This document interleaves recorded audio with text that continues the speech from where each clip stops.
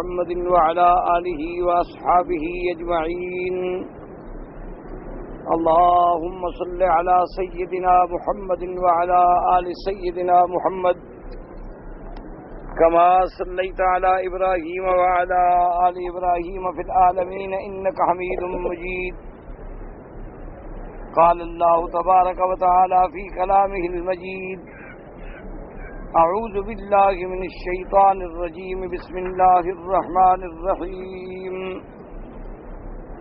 وما أرسلنا من رسول إلا ليطاع بإذن الله ولو أنهم إذ ظلموا أنفسهم جاءوك فاستغفروا الله واستغفر لهم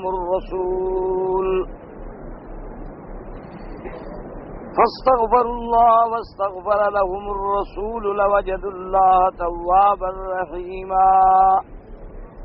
لا وربك لا يؤمنون حتى يحكموك فيما شجر بينهم ثم لا يجدوا في أنفسهم حرجا مما قضيت ويسلموا تسليما.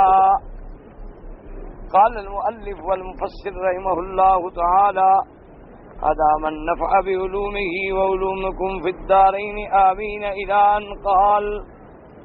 وقال الحافظ أبو بكر بن مردويه: حدثنا محمد بن علي أبو دحيم قال حدثنا أحمد بن حازم قال حدثنا الفضل بن ذكين قال حدثنا ابن عيينة عن عمرو بن دينار عن سلمة رجل من آل أبي سلمة قال: خاصم الزبير رجلا إلى النبي صلى الله عليه وسلم فقضى للزبير فقال الرجل: إنما قضى له لأنه ابن عمته.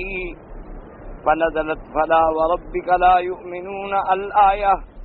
وقال ابن أبي حاتم: حدثنا أبي قال حدثنا عمرو بن عثمان قال حدثنا أبو حيوة قال حدثنا سعيد بن عبد العزيز عن الزهري عن سعيد بن المسيب في قوله: فلا وربك لا يؤمنون. قال: نزلت في الزبير بن العوام وحاتم بن أبي بلتعة اختصما في ماء فقضى النبي صلى الله عليه وسلم أن يسقي الأعلى ثم الأسفل. هذا مرسل ولكن فيه فائدة تسمية الأنصاري. اب مفسر رحمۃ اللہ علیہ اس آیت مبارک کی تشریح میں دلائل پیش فرما رہے ہیں کہ یہ آیت جو ہے اس کے اسباب نزول کیا ہیں، شان نزول کیا ہے، کس واقعے میں یہ آیت اتری ہے. لیکن یہ قاعدہ ہوتا ہے کہ چاہے آیت مبارک کسی خاص واقعے میں اتری ہو تو العبرت بعموم اللفظ لا بخصوص السبب، اس کا حکم جو ہے وہ عام ہوتا ہے، کیونکہ یہ تو لازمی بات ہے کہ کوئی واقعہ ہوگا تو اللہ پاک کا حکم نازل ہوگا. اب یہ مقصد نہیں ہوتا کہ وہ حکم صرف اسی واقعے میں ہے اور اس کے بعد آئندہ کے لیے وہ حکم نہیں ہے. نہ، مقصد یہ ہوتا ہے کہ وہ حکم تو قیامت تک کے لیے عام ہے کہ وہ آدمی مومن نہیں ہو سکتا، اس کا گویا ایمان ہی نہیں جب تک کہ وہ حضور صلی اللہ علیہ وسلم کے فیصلے پہ راضی نہ ہو، اور راضی بھی دل سے. ایک تو ہے نا زبانی کلامی راضی ہونا کہ بھی چلو اب میں کیا کروں، اب حضور صلی اللہ علیہ وسلم نے فیصلہ فرما دیا ہے، اب میں انکار تو نہیں کر سکتا، راضی تو ہوں، لیکن وہ دل سے راضی نہیں. اس کے دل میں نعوذ باللہ کوئی کمی، کسی قسم کا خلجان باقی ہے تو سمجھے کہ ایمان نہیں. ایمان کی علامت کیا ہے کہ حضور سرکار مدینہ رحمت دو جہاں صلی اللہ علیہ وسلم کے ہر فیصلے پر سرے تسلیم خم ہے کہ بھئی جو حضور کا فیصلہ ہے آمنا و صدقنا، اندر سے بھی راضی باہر سے بھی راضی، اور اس کے مطابق اطاعت کرے اور دل میں کسی قسم کا کوئی کرکری، کسی قسم کی تنگی بھی نہ پائے، یہ مسلمان ہے. اور اگر حضور کے فیصلے پہ راضی نہیں ہے تو نعوذ باللہ مسلمان ہی۔ اب یہ بات یاد رکھیں کہ ایک یہ ہے کہ بھئی ہمارے بس میں نہیں ہے کہ ہم اسلام کا قانون نافذ کر دیں، ہم کیا کر سکتے ہیں؟ لیکن ہر مومن کا یہ قلبی اور روحانی دلی جذبہ ہونا چاہیے کہ بھی مسلمان ہیں، مسلمانوں کے ملک میں اللہ کا قانون اور حضور کا فرمان نافذ۔ ایک دوسری بات یہ ہے کہ اگر ہمارا کوئی جھگڑا ہو جائے اور کوئی آدمی قرآن و سنت کے مطابق ہمارے درمیان میں فیصلہ کر دے تو اس پر پھر گردن جھکا دینی چاہیے، چاہے وہ فیصلہ ہمارے حق میں ہو چاہے وہ فیصلہ ہمارے خلاف ہو، کیونکہ حق والا فیصلہ تو ہر کوئی خوشی سے مان لیتا ہے۔ اصل امتحان تو تب ہوتا ہے کہ جب فیصلہ تیرے خلاف ہو لیکن تو حضور صلی اللہ علیہ وسلم کے فیصلے پر ایمان لے آئے، یہ بات ضروری ہے۔ اب جناب اس پہ انہوں نے واقعہ نقل کیا ہے کہ حضرت زبیر بن العوام کا اور ایک صحابی انصاری آل بنی سلمہ سے ان کا پانی پہ جھگڑا ہو گیا، لیکن یہ بات یاد رکھے وہ دوسرا جو صحابی ہے وہ بھی صحابی اور وہ انصاری ہے، جیسے کہ آپ نے پڑھا ہے کہ ممن شاہد بدرن، وہ اتنی شان والا صحابی ہے کہ جنگ بدر میں شریک ہو چکا ہے، اور بدر کے جو صحابی ہیں ان کی مغفرت کا اللہ فیصلہ فرما چکا ہے، یعنی ان کو تو اتنا بڑا اعزاز ملا کہ حضور صلی اللہ علیہ وسلم نے فرمایا کہ اے اصحاب بدر، اللہ نے حکم دیا ہے، فرما دیا ہے کہ اعملوا ما شئتم، جاؤ تم جو بھی کرو تمہاری بخشش ہو گئی۔ اور یہ بات بھی یاد رکھو کہ جس کی اللہ یہ فرما دیں گے جو چاہو، اللہ کو علم ہے کہ یہ غلطی نہیں کرے گا، اور پھر اللہ تبارک و تعالیٰ اپنی قدرت سے اس کو خیر پہ لگاتے ہیں اور اس کو شر سے بچا لیتے ہیں۔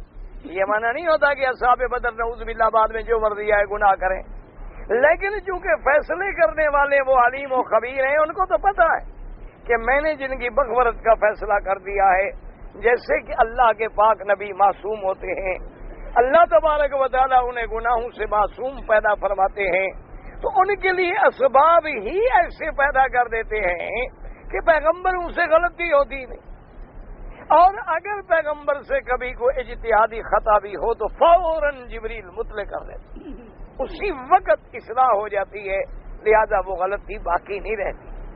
عام مجتہد جتنے بڑے شان والا ہو سکتا ہے کہ وہ غلطی پہ ہمیشہ قائم رہے، لیکن اللہ کے پیغمبر، اللہ کے نبی، انبیاء اور رسل علیہم الصلوات والتسلیم وہ ایسی شان والے ہوتے ہیں کہ ان کا اللہ کی طرف سے ان کی حفاظت کا انتظام ہوتا ہے۔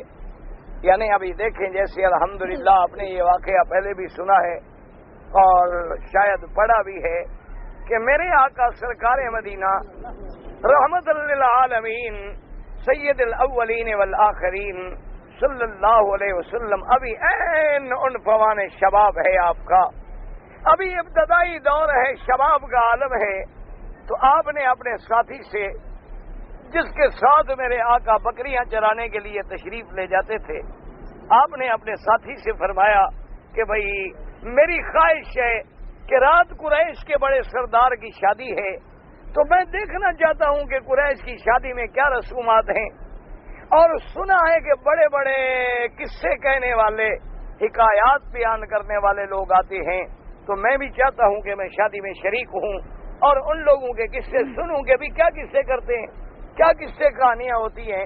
اس دور میں ایک رواج یہ بھی تھا کہ شادی کی محفل میں بڑے بڑے پرانے قصہ کو لوگ بلائے جاتے تھے جو قصے سناتے تھے مختلف قسم کے۔ تو اس ساتھی نے کہا کہ حضور بالکل ٹھیک ہے، میں صبح آپ کی بکریاں چراؤں گا، آپ رات آرام سے شادی میں شرکت کریں اور صبح آرام کریں، میں بکریاں آپ کی بھی لے جاؤں گا۔ حضور فرماتے ہیں کہ میں آ گیا اور میں شادی میں شریک ہوا، اور جب وہ محفل جمنے کا وقت آیا غلبنی النوم، فرمایا میرے اوپر نیند نے غلبہ کر لیا، میں وہیں سو گیا۔ اور حضور صلی اللہ علیہ وسلم فرماتے ہیں کہ میری آنکھ اس وقت کھلی جب سب شادی والے بھی چلے گئے، محفل میں کچھ نہیں۔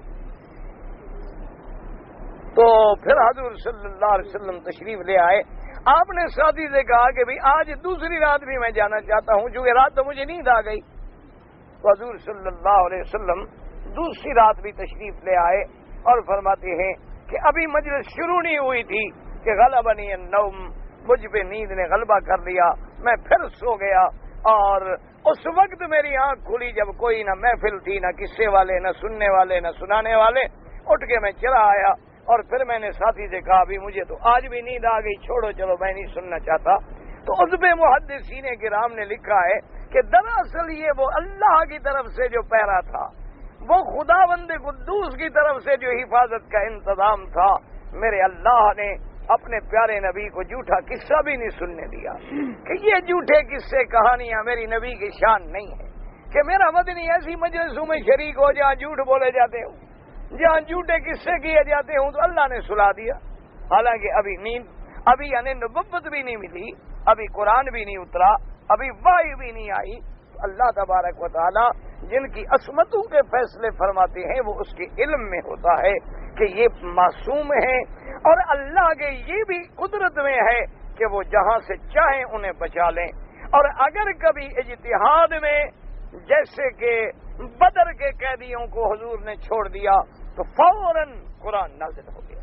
اس کا جیسے آپ نے شہد کی شربت کے بارے میں قسم کھا لی کہ میرے اوپر حرام ہے، میں نہیں پیوں گا، تو اللہ نے فوراً قرآن نازل کر دیا کہ یا ایھا النبی لم تحرم ما احل اللہ لک تبتغی مرضات ازواجک۔ تو لہذا بدر والوں کے بارے میں بھی کیونکہ اللہ جانتے ہیں کہ یہ اصحاب بدر ہیں اور ان سے شرک، گناہ، بڑے بڑے کبائر تو ہونے نہیں، باقی انسان ہے، اگر کوئی چھوٹی موٹی غلطی ہو گئی تو حسنات کے ساتھ اس کا ازالہ ہو جائے گا۔ اس لیے ایک بات یاد رکھیں کہ وہ صحابی ہیں، انصاری ہیں، بدری ہیں۔ اس روایت میں ان کا نام بھی ذکر ہو گیا کہ حاتب ابن ابی بلتع رضی اللہ تعالی عنہ۔ تو ان کا جھگڑا تھا پانی پر جھگڑا تھا۔ تو اصل بات یہ تھی کہ پہلے جو زمین ہے وہ تھی حضرت زبیر بن العوام کی، ان کے بعد جو ٹکڑا تھا زمین کا وہ تھا اس صحابی حاتب ابن ابی بلتع کا۔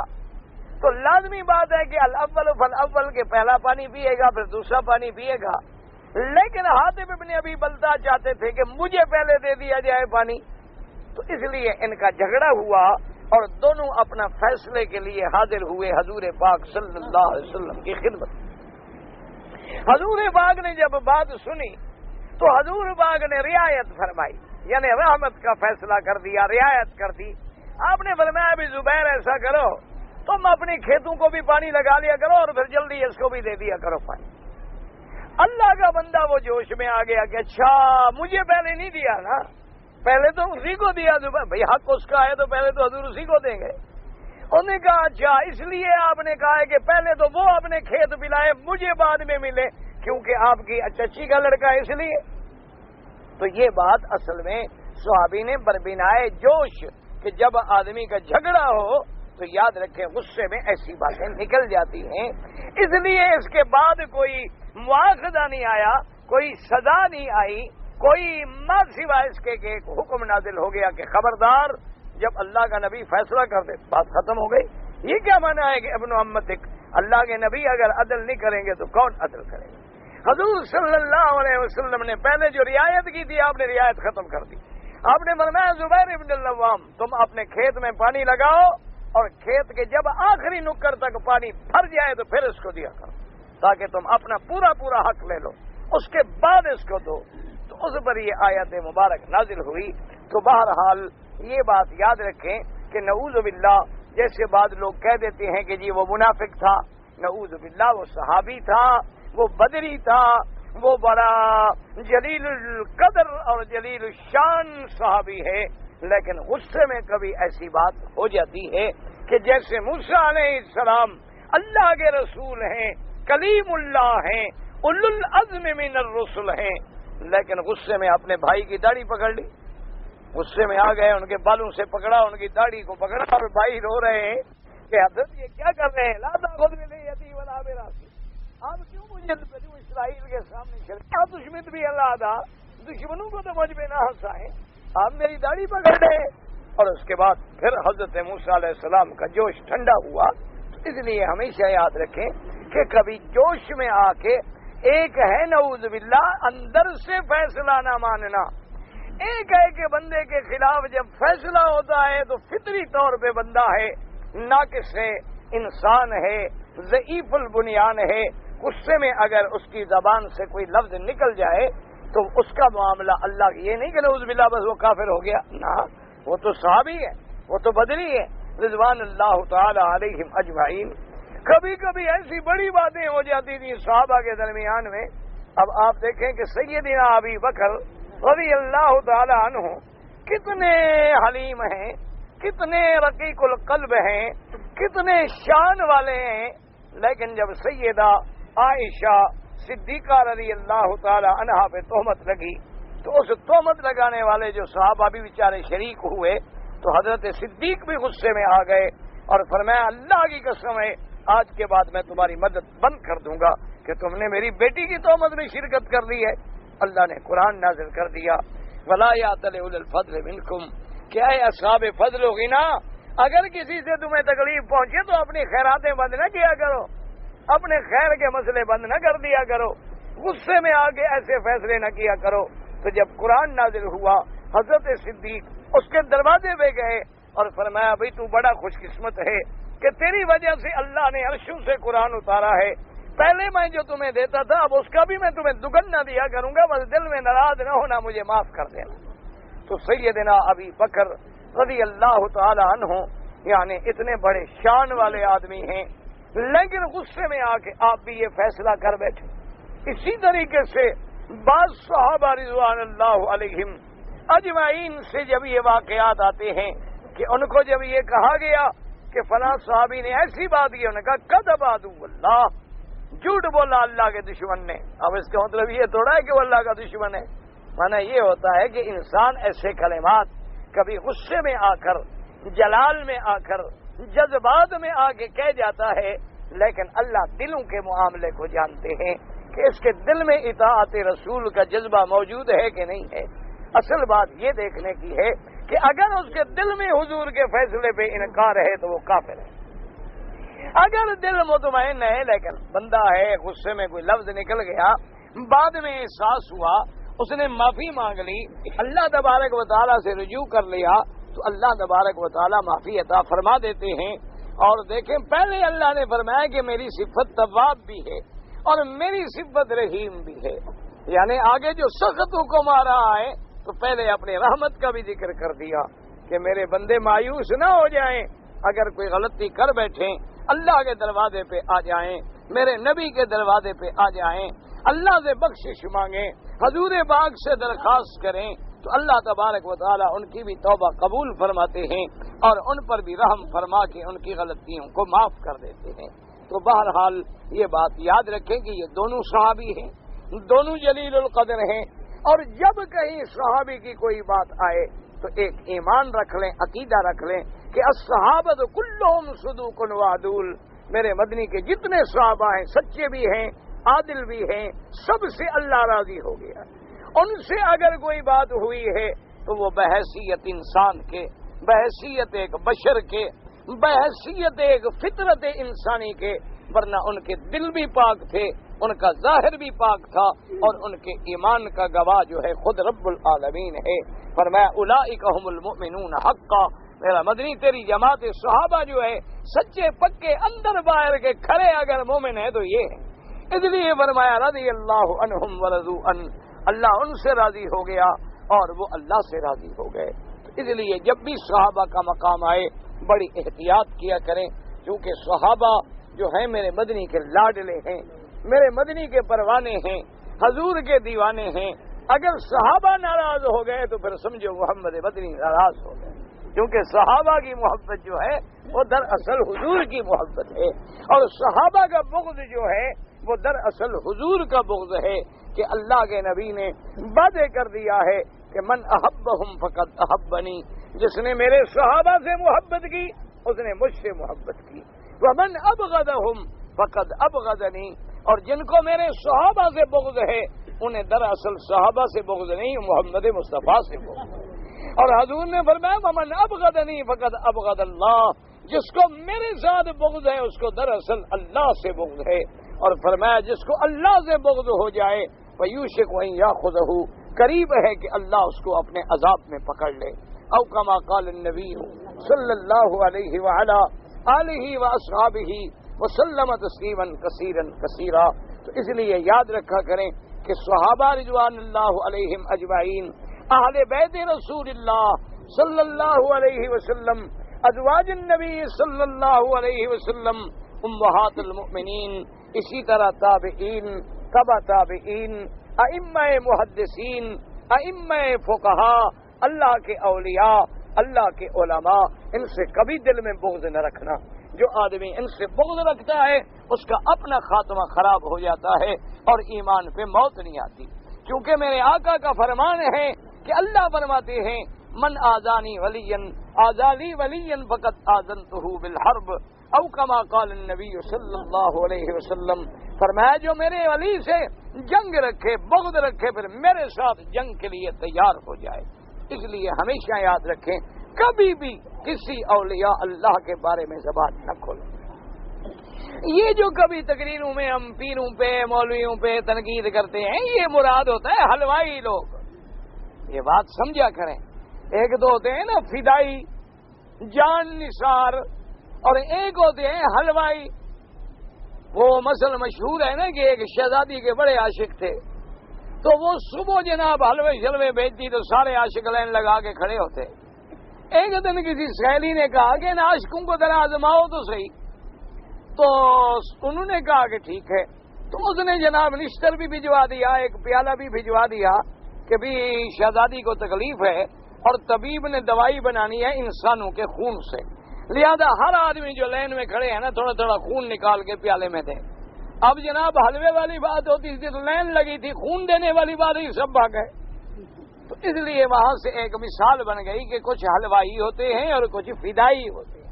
یہ جو ہم تقریروں میں کبھی پیروں پہ کبھی مولویوں پہ کبھی ایسی باتیں ہوتی ہیں، یہ مراد حلوائی ہیں، پیشہ ور کاروباری، جنہوں نے دین کو کاروبار بنا لیا، جنہوں نے مسجدوں اور مدرسوں کو فیکٹریاں بنا لیا، جنہوں نے اپنے پیری فقیری کے اصل عظمتوں کو بدنام کر دیا، اللہ والوں کے مرکزوں پہ بیٹھ کے بدعات کے اڈے بنا ڈالے.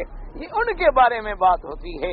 ورنہ جتنے اولیاء اللہ ہیں یا جتنے علماء ہیں جو مر گئے، اللہ ان کی قبروں کو نور سے بھر دے، اور جو زندہ ہیں اللہ ہمیں ان کی عزت ادب اور صحبت نصیب فرمائے. اب فرماتے ہیں سببنا غریبا جدا قال ابن ابي حاتم حدثنا يونس بن عبد الاعلى قراءة قال اخبرنا ابن وهب قال اخبرني عبد الله بن لهية النبي الاسود قال اختصم رجلان الى رسول الله صلى الله عليه وسلم فقضى بينهما فقال المقضي عليه ردنا الى عمر بن الخطاب رضي الله تعالى عنه وقال رسول الله صلى الله عليه وسلم انطلقا إليه فلما أتيا إليه فقال رجل ابن الخطاب قضى لي رسول الله صلى الله عليه وسلم على هذا فقال ردنا إلى عمر بن الخطاب وردنا إليك فقال أكذاك قال نعم قال عمر مكانكما حتى أخرج إليكما فأقضي بينكما فخرج إليهما مشتملا على سيفه فضرب الذي قال ردنا إلى عمر فقتله وأدبر الآخر فأتى إلى رسول الله صلى الله عليه وسلم فقال يا رسول الله صلى الله عليه وسلم قتل عمر والله صاحبي ولولا أني عاجزته لقتلني فقال رسول الله صلى الله عليه وسلم ما كنت أظن أن يجترئ عمر رضي الله تعالى عنه على قتل مؤمن فأنزل الله تعالى فلا وربك لا يؤمنون حتى يحكموك الآية فهدر دم ذلك الرجل وبرئ عمر من قتله فكره الله أن يسن ذلك بعد فأنزل ولو أنا كتبنا عليهم أن اقتلوا أنفسكم الآية وقضى رواه ابن مردويه من طريق ابن لهية بالأسود به وهو أصل غريب مرسل وابن لهية ضعيف والله تعالى أعلم. اب مفسر رحمۃ اللہ علیہ فرماتی ہیں عبداللہ ابن لہیہ بالاسود سے روایت کرتی ہیں قال اختصم رجلان الى رسول اللہ صلی اللہ علیہ وسلم، دو آدمیوں کا آپس میں جھگڑا تھا، وہ حضور پاک کی خدمت میں حاضر ہوئے. حضور پاک صلی اللہ علیہ وسلم نے فیصلہ ایک کے حق میں کر دیا. حق فیصلہ ہو گیا تو جس کے خلاف فیصلہ تھا اس نے کہا کہ حضور مہربانی کر کے ہمیں عمر بن الخطاب کے پاس بھیجیں. حضور نے فرمایا اچھا جاؤ تم حضرت عمر سے فیصلہ کراؤ. وہ دونوں حضرت عمر رضی اللہ تعالیٰ عنہ کی خدمت میں حاضر ہوئے اور جس کے حق میں فیصلہ ہو گیا تھا اس نے کہا کہ امیر المؤمنین قضالی رسول اللہ صلی اللہ علیہ وسلم، اللہ کے نبی نے میرے حق میں فیصلہ فرما دیا، لیکن اس نے کہا کہ عمر کے پاس بھیجو. حضرت عمر نے پوچھا قضا کا اسی طرح بات ہے؟ اس نے کہا ہاں جی بات اسی طرح ہے. آپ نے فرمایا لا مکانکما، ٹھہرو اسی جگہ حتیٰ کہ میں آتا ہوں اور تمہارے درمیان میں فیصلہ کرتا ہوں. حضرت عمر گھر تشریف لے گئے. واپس جب آئے مشتبن بالسیف، تلوار لے کے آئے. فضرب عنق الذی قال ردنا الی عمر، وہ جس نے حضور کے فیصلے پہ انکار کیا تھا اس کی گردن اڑا دی. اور دوسرا آدمی بھاگا حضور کی خدمت میں پہنچا. اس نے کہا کہ یا رسول اللہ، حضرت عمر نے تو میرے ساتھی کو مار ڈالا ہے اور میں بھی اگر نہ بھاگا تھا تو خدا جانے مجھے بھی مار ڈالتی. حضور پاک نے فرمایا مجھے تو امید نہیں کہ حضرت عمر اتنی جرت کرے کہ کسی کلمے پڑھنے والے کو مار ڈالے. اس کے بعد اللہ نے یہ قرآن کی آیت نازل فرما دی کہ میرا مدنی جو آپ کے فیصلے کو نہ مانے پھر عمر کا فیصلہ درست ہے، وہ مومن نہیں، وہ کافر ہے، اس کے خون کو ہم نے باطل کر دیا، کوئی قصاص نہیں. حضرت عمر نے جو کیا ہے وہ ٹھیک ہے، لیکن مفسر فرماتی ہیں کہ ابن الحیا راوی ضعیف ہے. یہ واقعہ جس طرح اس نے بیان کیا ہے اس کے اندر بہت بڑی غرابت ہے. اصل واقعہ یہ نہیں ہے، اختلاف ہوا راوی کو.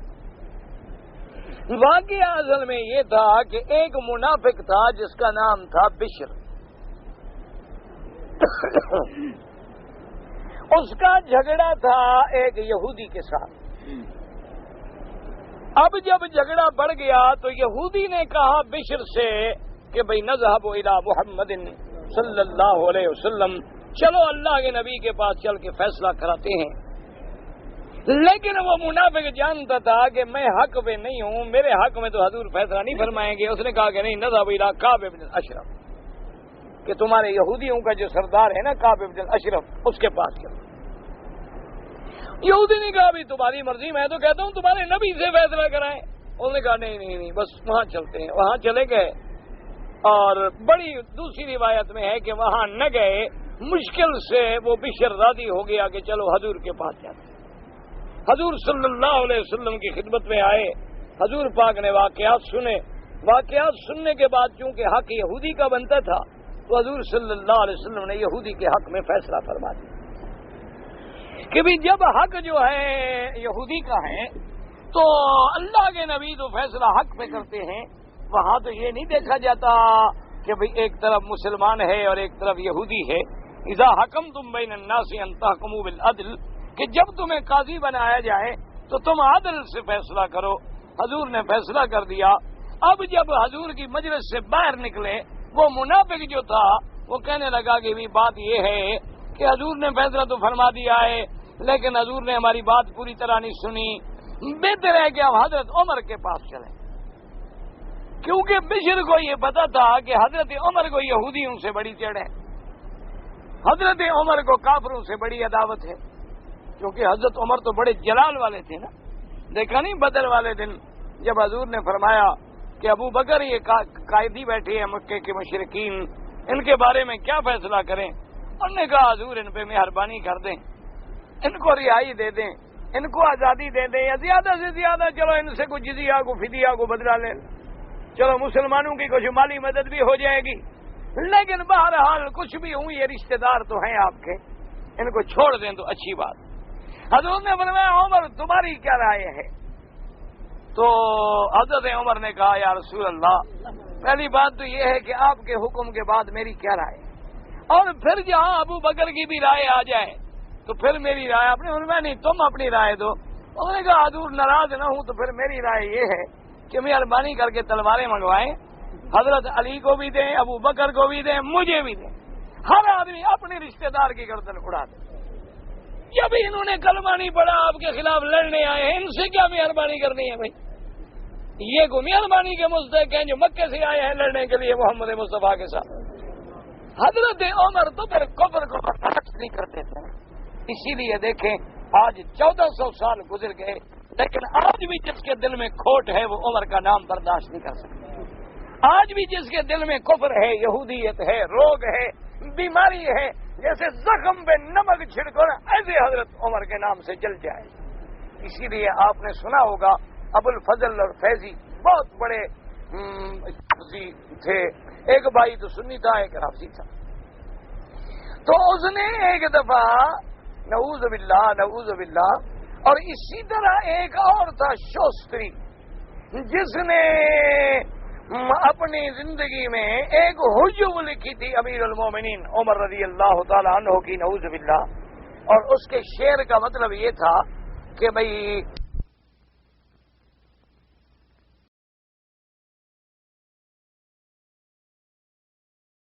انہوں نے کہا مجھے اپنی عمر سے اس لیے بغض ہے کہ اس میں بھی عمر کا نام آتا ہے. اتنا بغض تھا اس کو سیدنا عمر سے. یہ قاضی نور اللہ شوستری گزرا ہے جس کو یہ شہید پنجم کہتے ہیں. تو اس نے یہ شعر لکھا تھا فارسی میں، جس کا مطلب یہ تھا کہ میں اپنی عمر سے بھی بیزار ہوں، اس لیے کہ اس میں بھی تو عمر کا نام آتا ہے. اور یہ وہ دور تھا جب بادشاہ مغلیہ فیصلے کرتے تھے اور نور جہاں پیچھے ہاتھ رکھ کے بیٹھتی تھی. یہ نور جہاں کا استاذ تھا قاضی نور اللہ شوستری جو تھا، وہ بھی شیعہ تھی. یہ سب جتنے بدبخت ہوتے ہیں نا گانے والے، یہ سب اسی طرح ہوتے ہیں. لوگ تو خیر ان کی پوجا کرتے ہیں، مولوی مر جائے تو کوئی نہیں پوچھتا، اور یہ کوئی مر جائے تو بیچارے مہینوں تک روتے رہتے ہیں. اپنے والد کو بھی اتنی نہیں روتے رہتے. تو بہرحال تو بادشاہ آخر مسلمان تھا. اس نے قاضی کو بلایا عدالت. انہوں نے کہا میں نے سنا ہے تم نے حضرت عمر کے خلاف شعر لکھا. اب اس کو پتا تھا کہ بادشاہ کی تو گویا جان میرے ہاتھ میں ہے، یہ میرے خلاف کیا فیصلہ کر سکتا ہے. انہوں نے کہا میں نے لکھا ہے. بادشاہ نے کہا سوچ کے بات کرو، کیا کہہ رہے ہو؟ سیدنا امیر المومنین عمر کے خلاف تم نے لکھا ہے اور میرے سامنے اقرار بھی کر رہے ہو، سوچو. اس نے کہا جی میں نے لکھا ہے. تو پیچھے ملکہ نے بادشاہ کا گریبان پکڑ کے کھینچا کہ بھئی فیصلہ نہ کریں، بس مجلس برخاست کر دیں. تو تاریخ میں واقعہ موجود ہے کہ بادشاہ غصے میں آئے نا تو نے ایسے ہاتھ مارا ملکہ کو، کہا کہ جان من جان دادن ایمان نہ دا، کہ تم ناراض ہو جاؤ گی تو چلو میں مر جاؤں گا، میں جان دے سکتا ہوں، میں ایمان نہیں دے سکتا. میں محمد کے یاروں کا گستاخ نہیں بن سکتا. میں اللہ کے نبی کے وزراء اور خلفاء اور حضور کے امیر المؤمنین صحابہ کا دشمن نہیں بن سکتا.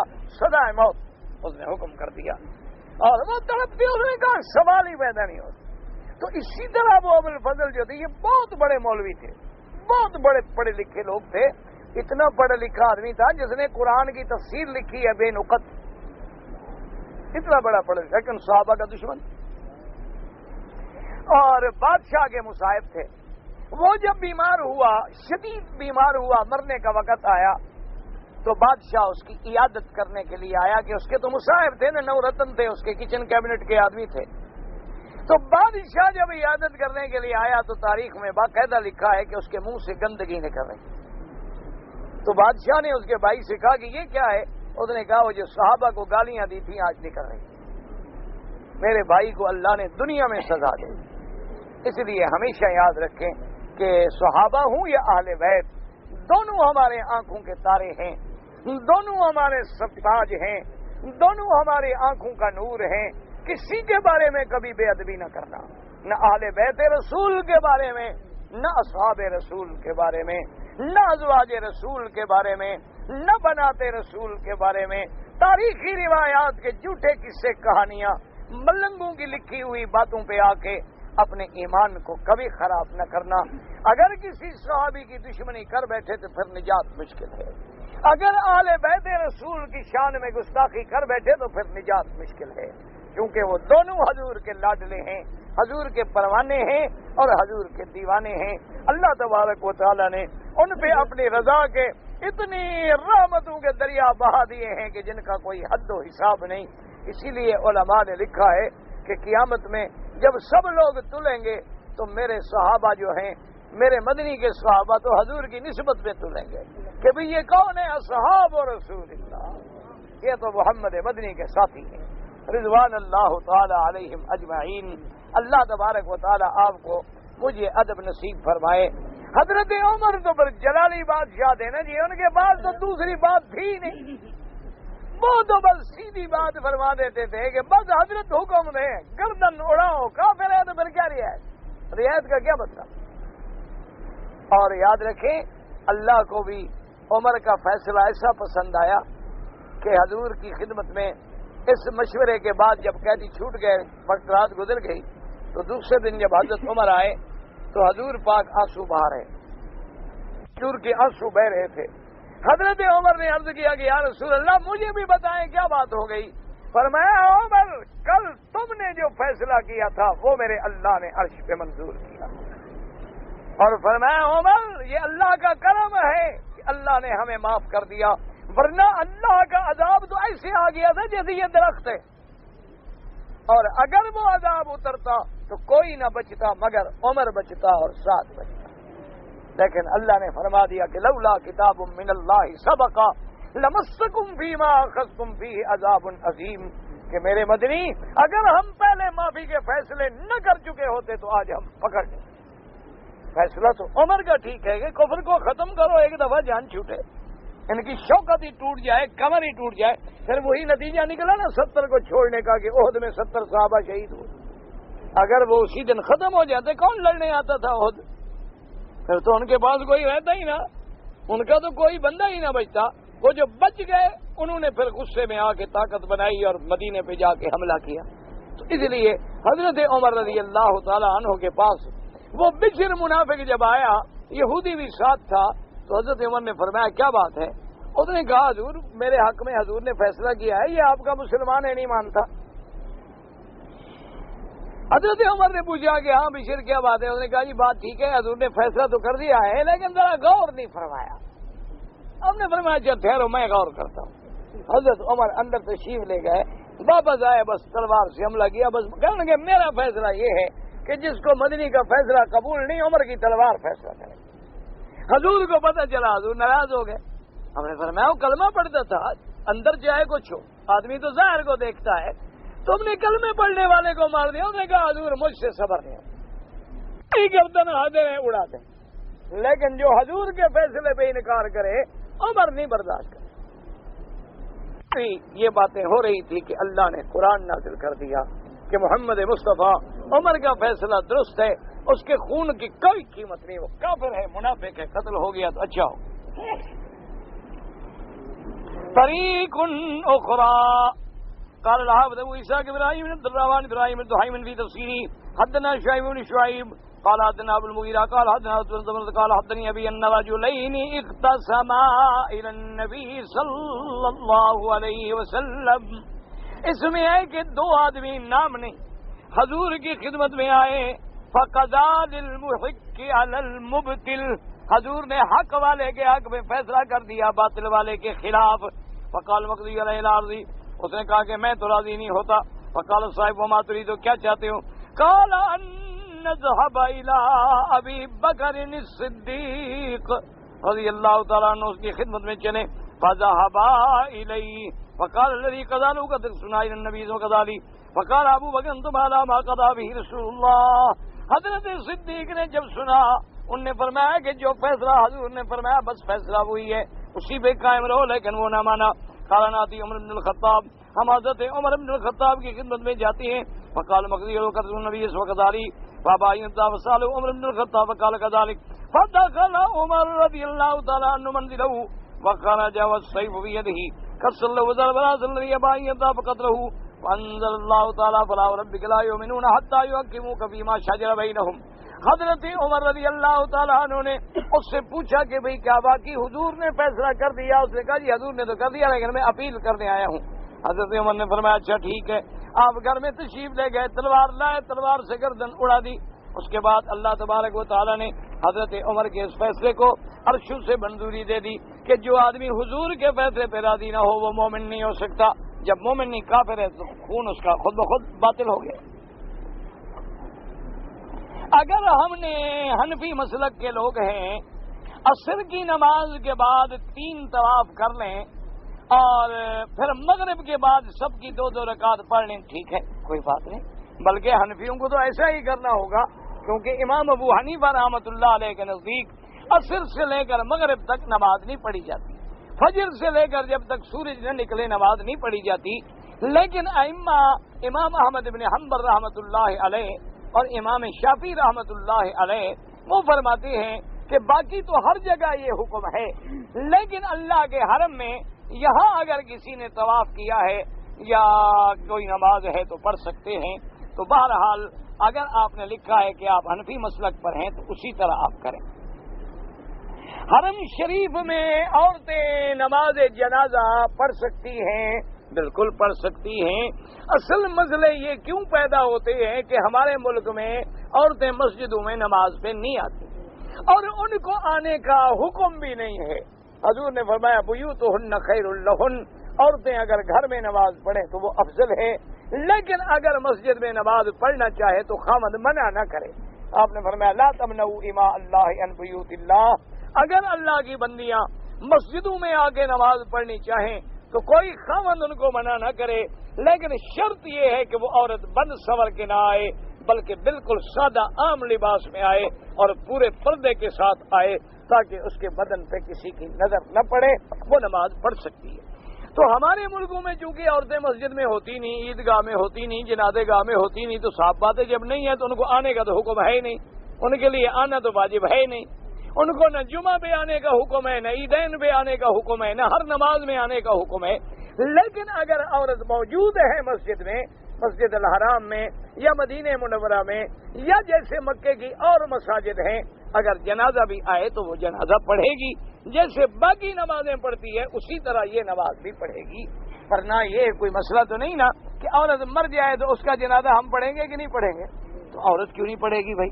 کوئی مسئلہ ہے کہ عورت جنازہ نہ پڑھے؟ طواف جو ہے عورتیں بغیر محرم کے بھی کر سکتی ہیں، بالکل کر سکتی ہیں، کیونکہ طواف میں ماشاءاللہ عورتیں بھی ہیں، اور طواف پھر کوئی سفر بھی نہیں ہے کہ اس کے لیے محرم کا ہونا ضروری ہو۔ اور دوسری بات یہ ہے کہ محرم طواف میں ہو تو اور لوگوں کے لیے مشکل بنتی ہے کہ ہر آدمی اپنی بیوی کو پکڑے ہوئے ہو تو باقی تو پھر خط چھٹی ہو جائے نا، اس لیے اگر عورتیں علیحدہ طواف کریں، لیکن حکم یہ ہے عورتوں کے لیے کہ وہ مردوں سے باہر باہر پھریں، جیسے کہ حضور پاک سے بیویوں نے اجازت چاہی طواف کی تو آپ نے فرمایا کہ طواف کرو لیکن تم چکر باہر باہر لگاؤ، مردوں میں گھسنے کی کوشش نہ کرو، جیسے ہماری عورتیں حجر اسود پہ گھس جاتی ہیں، رکن یمانی پہ گھس جاتی ہیں، دوپٹے اتر جاتے ہیں، بال کھل جاتے ہیں اور بوسہ دے رہی ہیں، یہ ناجائز ہے، حرام ہے، ثواب کے بجائے گناہ زیادہ ہوتا ہے۔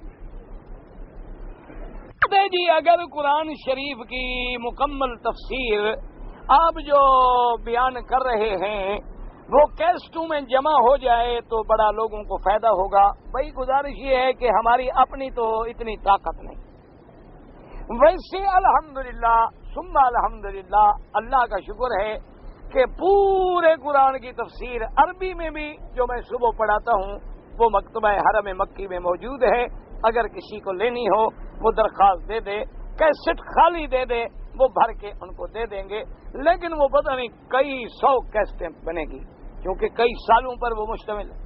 اسی طرح جو اردو کی ہے یہ ترتیب کا تو مجھے پتہ نہیں ہے، لیکن بہت سارے لوگوں کے پاس موجود ہیں۔ کسی بندے کو اللہ نے توفیق دی ہے تو وہ ہمت کرے، اکٹھا کرے اور ان کو ترتیب دے، ان کو صاف کرے۔ ضروری نہیں ہے کہ سارا قرآن کرو، 1 پارہ کر لو، 2 پارے کر لو، 2 سورتیں کر لو، 3 سورتیں کر لو، جتنی کسی کو اللہ نے توفیق دی ہو۔ تو ہم نے تو بھائی کوئی رائلٹی کوئی پیسہ تو لینا نہیں، ہمارا پیسہ تو صرف یہ ہے کہ اللہ ہماری نجات کا ذریعہ بنا دے، اللہ تبارک و تعالیٰ راضی ہو جائے، کسی ایک مسلمان کا عقیدہ ٹھیک ہو جائے تو اللہ ہماری جنت کا راستہ بنا دے، ہمیں تو اس میں کچھ چاہیے نہیں۔ بہرحال کچھ لوگ ایسی محنتیں کر رہے ہیں۔ ابھی میرا جڈیل میں ختم نبوت کانفرنس تھی انگلینڈ میں، وہاں تھا تو وہاں ایک بہت بڑا ہال تھا جہاں وہ کانفرنس تھی، تو میں جب ہال سے گزر رہا تھا تو جا رہا تھا تقریر کرنے کے لیے تو بڑے اسٹال لگے ہوئے تھے کیسٹیں بیچنے والوں کے، تو میرے پاس تو خیر اتنا ٹائم ہی نہیں تھا، میں تو ایسے گزر گیا بس دیکھتے ہوئے۔ تو بعد میں مجھے ساتھیوں نے بتایا کہ وہاں کسی نے بڑی اچھی ترتیب سے کچھ 350 کیسٹ جو تھی وہ جمع کی ہوئی تھی اور بیچ رہا تھا۔ تو بہرحال اب لوگ کریں تو کریں، میرے بس میں تو ہے نہیں، میرے بس میں تو یہی ہے، بس یہ بھی اللہ کی توفیق ہے، ورنہ میرے بس میں کیا ہے۔ کہتے جی عمرہ کرنے کے بعد میں نے 1-2 دفعہ بالوں کو کٹ لگایا۔ بھئی بات یاد رکھو، عمرے کے بعد سر پہ اس طرح پھرواؤ پورا، سمجھ آ گئی؟ اگر اس طرح نہ پھروائیں اور بال مثلاً آپ کے اتنی بڑے ہیں تو ان کا چوتھا حصہ پورے سر کے بالوں کا کٹواؤ۔ یہ نہیں کہ ادھر سے 2 بال کاٹ لیے، ادھر سے 2 بال کاٹ لیے، اور ادھر سے 2 بال کاٹ لیے، ادھر سے 2 بال کاٹ لیے۔ اس سے ایک بکری بطور دم دینی پڑتی ہے، اور گویا آدمی عمرے کے احرام سے بھی نہیں نکلا۔ احرام سے تب نکلتا ہے جب بال کٹیں، بال تو اس کے کٹے نہیں، وہ تو سنت کے مطابق عمل ہوا نہیں، لہذا گویا وہ احرام میں پھر رہا ہے۔ اس کے لیے ضروری ہے اگر ایسی غلطی ہے کپڑے اتارے، پھر وہی احرام کی چادریں باندھے اور بال اچھی طرح کٹوائے اور دم بھی دے دے اگر زیادہ دیر گزر گئی ہے۔ کہ دم میں کہاں دے دوں؟ بھئی ایک بکری لے کے اللہ کے بندے یہاں جو حلقہ ہے نا جہاں بکریاں ملتی ہیں وہاں چلے جاؤ، خود ذبح کراؤ، غریب کھڑے ہوتے ہیں تقسیم کر دو۔ باقی میں انتظام نہیں کر سکتا اور نہ میرے بس میں ہے، سیدھی سی بات۔ مدرسے والے بھی دم کریں، ان کو بتائیں مدرسے والوں کو کہ یہ پیسے دم کے ہیں، بکری منگوا کے ذبح کر کے طلبا کو کھلائیں، وہ پیسے دوسرے کام میں نہیں لگائے جا سکتے۔ اگر خانہ کعبہ میں کوئی گری ہوئی چیز اٹھا لیں گناہ ہے، حکم یہ ہے کہ پہلے تو گری ہوئی چیز کو اٹھاؤ ہی نہیں، اگر اٹھاؤ تو پھر اعلان کرو، یا اگر اٹھاؤ تو یہاں باقاعدہ چوکیاں ہیں، دفتر بنے ہوئے ہیں، وہاں جا کے جمع کرا دو، اپنی جان چھڑاؤ۔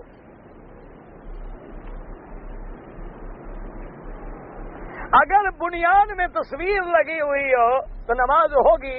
بھائی دیکھیں ایک ہے فرض ہو جانا لیکن ثواب مرتب نہیں ہوں گے، کیونکہ تصویر سینے پہ لگا کے نمازیں پڑھنا جیسے آج کا رواج بن گیا ہے، نوجوان لڑکے فوٹو بنے ہوئے ہیں بنیانوں پہ اور کپڑوں پہ، لباس پہ، یہ بالکل حرام ہے، اللہ کے نبی نے لعنت بھیجی ہے۔ ایک ہمارا ساتھی ہے وہ نماز نہیں پڑھتا، ہم اس سے تعلقات رکھیں، تعلق تو کافر سے بھی ہو سکتا ہے لیکن اس کو نصیحت کریں، ہدایت کریں، نہ مانے تو ایسے لوگوں سے دور ہو جائیں، کیونکہ ان کی بد صحبت کا اثر تم پر بھی پڑے گا اور تم بھی نماز چھوڑ بیٹھو گے۔ حضرت بلال نے کس کو شادی کیا؟ کتاب میں حضرت بلال کے احوال دیکھ لو۔ بیت اللہ کا نشان تو جب سے اللہ نے زمین بھی نہیں بچھائی تھی تو پانی پہ بلبلے کی طرح موجود تھا۔ میت کو دفن کرنے کے بعد اس دنیا سے کوئی تعلق نہیں رہتا، کیوں نہیں رہتا؟ یہ کس نے کہا ہے آپ کو نہیں رہتا؟ اب آتے ہیں، خواب میں ہدایات ہوتی ہیں اور سوال جواب ہوتے ہیں، مقصد ہے اس دنیا کے احکام مرتب نہیں ہوتے کہ جو اس دنیا میں اب مثلا نماز ہے، روزہ ہے، قبر میں تھوڑا پڑے گا۔ غیر مسلم کی جو اولاد ہے، چھوٹے بچے ہیں، ان کے بارے میں اختلاف ہے۔ بعض کہتے ہیں کہ اولاد اپنے ماں باپ کے ساتھ، یعنی مومن ہے تو مومن کے ساتھ، کافر ہیں تو کافر کے ساتھ، کیونکہ وہ بڑے ہوتے تو کافر کی اولاد کافر ہی بنتی ہے اور مومن کی مومن بنتی ہے۔ بعض علماء فرماتے ہیں کہ وہ آراف میں ہوں گے، نہ جنت میں نہ جہنم میں، اور بعض علماء نے لکھا ہے کہ ان کو اللہ جنت والوں کا خادم بنا دیں گے لیکن ہوں گے جنت میں، چونکہ وہ تو اس وقت فوت ہو گئے، ابھی ان پر تو تکلیف شروع ہی نہیں ہوئی۔ کہتے جی کوئی مدر ٹریسیا تھی، پتہ نہیں کس کی والدہ تھی، اللہ معاف کرے، مدر ہوگی آپ کی کسی کی، ہماری مدر تو نہیں ہے نا۔ تو بہرحال وہ کافرہ تھی تو بخشش کا کوئی سوال ہی پیدا نہیں ہوتا، دنیا میں کیا، دنیا میں بدلہ مل گیا۔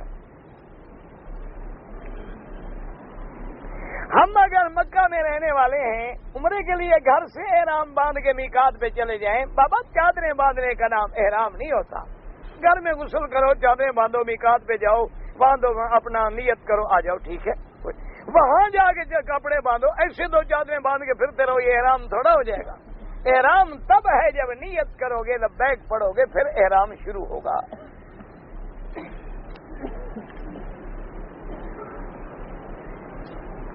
اگر کہیں رفع یدین نہ ہوتا ہو اور کوئی رفع یدین کرے تو بغض نہیں کرنا چاہیے، کبھی بھی کسی سے بغض نہ کریں۔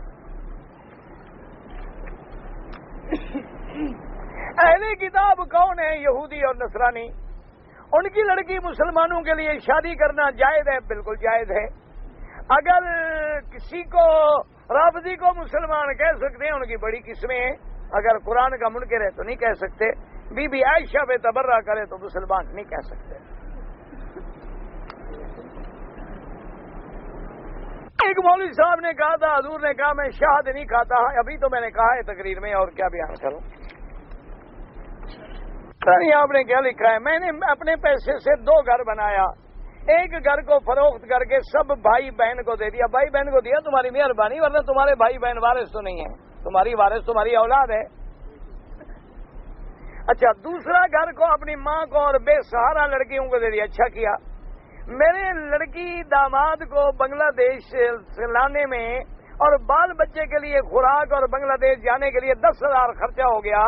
وہ پیسہ مجھ کو دینا منظور نہیں ہے، تو ہم نے لڑکی کو کہہ دیا کہ میراث کا حصہ سے نہیں ملے گا. غلط کہہ دیا، وہ میراث میں حصے دار ہے.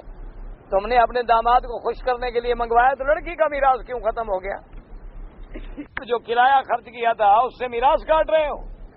بڑے اچھا حصہ. ادھر تو سخاوت کا یہ عالم ہے کہ مکان بنا کے بے سارا لڑکیوں کو دے رہا ہے، اپنی لڑکی سے 10,000 کرائے کے وصول کر رہا ہے. یہ عجیب قوم ہے بھائی، ماشاءاللہ.